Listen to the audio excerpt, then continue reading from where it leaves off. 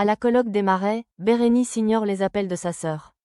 Elle confie son mal-être à Carla depuis qu'elle a appris comment son père était mort. Elle reproche à Constance de ne pas l'avoir tenue au courant de son plan et par conséquent de lui avoir volé ses derniers moments avec son père. Elle ne se sent pas capable de lui pardonner. Alors que Carla insiste pour qu'elle se repose, Bérénice décide quand même d'aller en cours. Pendant ce temps, à l'institut, Tessier remet à Constance la clé USB qui contient la vidéo de ses aveux afin qu'elle puisse l'effacer. Il a également l'intention d'appeler leur avocat pour la protéger si jamais cette histoire finissait par ressurgir malgré tout.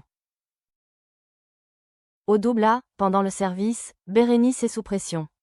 Elle n'a rien mangé de la journée et commence à se sentir faible. Elle commence à s'évanouir. Sous les ordres d'Anaïs, Maya emmène sa camarade à l'infirmerie. Sur place, Constance ausculte sa sœur. Une fois Maya partie, Bérénice confronte son aînée pour tout savoir sur les circonstances de la mort de leur père, ayant deviné que le chantage de Ferdinand avait un lien avec tout ça. Constance explique que leur père lui avait fait promettre de ne rien dire à personne. Elle affirme qu'elle n'a aucun regret car c'était sa volonté. Bérénice réclame alors de voir la vidéo de ses aveux.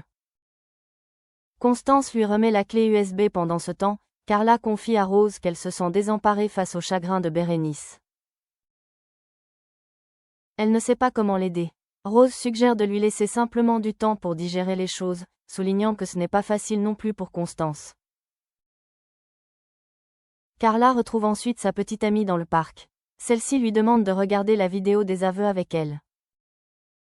Bérénice reproche à Constance de se considérer comme une sauveuse alors qu'elle a tué leur père. Par vengeance et malgré que Carla essaye de l'en dissuader, Bérénice décide de publier la vidéo sur le groupe de l'Institut. Bien qu'il ait révisé son anglais toute la nuit, Léonard ne peut s'empêcher d'appréhender son service en tant que maître d'hôtel avec plusieurs touristes américains comme clients. En effet, pendant le service, Léonard confond le mot fork qui signifie fourchette et fuck qui signifie baiser. Il se met une cliente à dos, mais Pénélope lui vient en aide pour rectifier sa faute. Après le service, Léonard et Pénélope racontent ce qui s'est passé à Billy.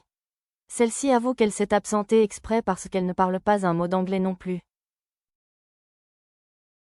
À la colloque, Jim est toujours persuadé que Milan a une mauvaise influence sur Naël. Jasmine finit par être à son tour convaincue car son fils lui dit de fermer sa gueule. Quand elle lui demande qui lui a appris à parler ainsi, il répond que c'est son tonton. À l'institut, Jasmine croise Milan dans le couloir et le confronte à ce sujet. Le jeune homme rétorque qu'il n'emploie jamais de vulgarité quand il est en présence de Naël. Il soupçonne Jasmine d'avoir des préjugés à son égard parce qu'il a fait de la prison. En rentrant à la colloque, Jasmine se rend compte que c'est Tom qui parle de manière très déplacée à son fils, qui répète tout. Elle recadre alors son colocataire pour qu'il évite d'avoir une mauvaise influence sur lui.